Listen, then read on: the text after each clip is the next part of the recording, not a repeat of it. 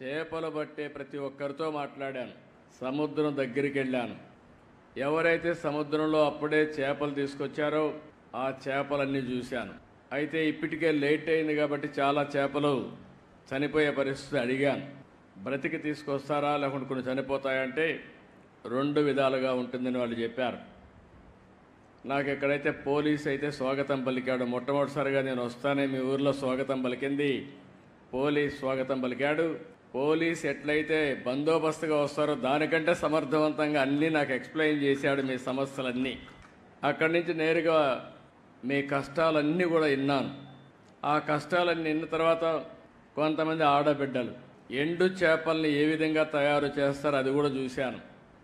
ఎవరైనా చేపలు ఎక్కువగా వచ్చినప్పుడు అవి మిగిలిపోతే ఆ చేపల్ని ఏ విధంగా ఎండబెట్టాలనో ఎండబెట్టి మళ్ళీ ఆ చేపలను నెత్తిన పెట్టుకొని గ్రామం పోయి అమ్ముకొని మళ్ళీ ఇక్కడికి వస్తున్నారు. వాళ్ళ కష్టాలు చూశాను. అక్కడి నుంచి నేరుగా బోట్ ఏ విధంగా రిపేర్ చేస్తారో పడవలు అది కూడా చూశాను. ఈరోజు చిన్న స్పేర్ పార్ట్స్ కూడా లేకుండా ఎక్కడికో పోయి శ్రీకాకుళం విశాఖపట్నం పోయి తెచ్చుకునే పరిస్థితి ఉంది.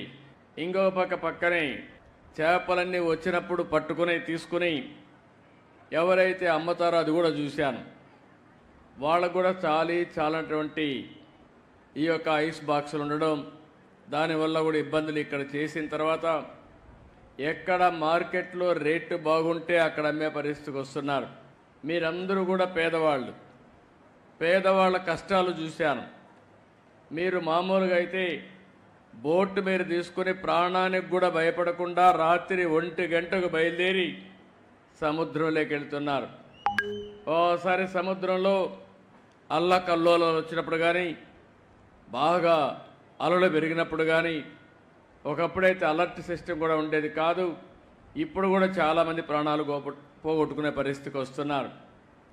అయితే ఇక్కడ జరిగేది, కొంతమంది బోట్లన్నీ వాళ్లే కొని మీ దగ్గర పెట్టుబడి లేదు కాబట్టి మీరు పట్టుకొచ్చిన చేపలు వాళ్లే తీసుకుని ఆ చేపల్లో సగం డబ్బులే మీకు ఇచ్చి వాళ్ళు మాత్రం బలిచిపోతున్నారు కానీ బాగుపడుతున్నారు కానీ మీరు మాత్రం నష్టపోతున్నారు. అది కూడా చూశాను. అక్కడి నుంచి పక్కనే వల రాత్రంతా వెళ్తారు. 1 గంటకో 2 గంటలకో మళ్ళా వస్తారు.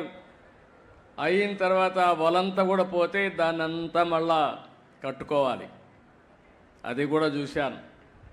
అంటే ఈరోజు నేను చూసింది, మా ప్రభుత్వ యంత్రాంగం, మా సెక్రటరీ గారు ఉన్నారు, మా మినిస్టర్ గారు ఉన్నారు, అందరూ ఇక్కడ ఉన్నారు, మా కమిషనర్ కూడా ఇక్కడ ఉన్నాడు.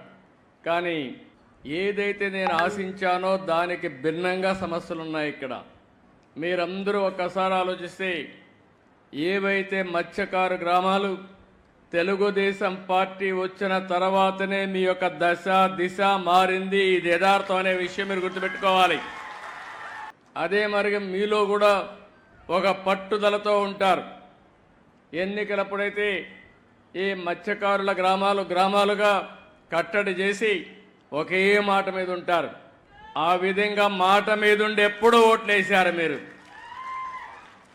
ఎప్పుడు కూడా తెలుగుదేశం పార్టీకి, ప్రస్తుతం ఎన్డీఏ పార్టీకి వెనుకబడిన వర్గాలే వెన్నెముక.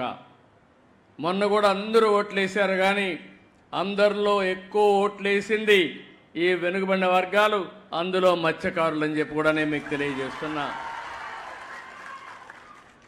ఇవన్నీ చూసినప్పుడు నాకు కూడా ఒక పట్టుదల, మీ జీవితాలు మార్చవలసిన బాధ్యత మా మీద ఉంది. ఈరోజు వెనుకబడిన వర్గాల కోసం అనేక కార్యక్రమాలు చేశాం. అవి చాలవు, ఇంకా చేస్తా. ఎట్టి పరిస్థితిలో మత్స్యకారుల జీవితాల్లో వెలుగు తీసుకొచ్చే వరకు మీ వెంట నేనుంటాను. మా పార్టీ ఉంటుంది, ఎన్డీఏ ఉంటుందని మరొక్కసారి హామీ ఇస్తున్నా.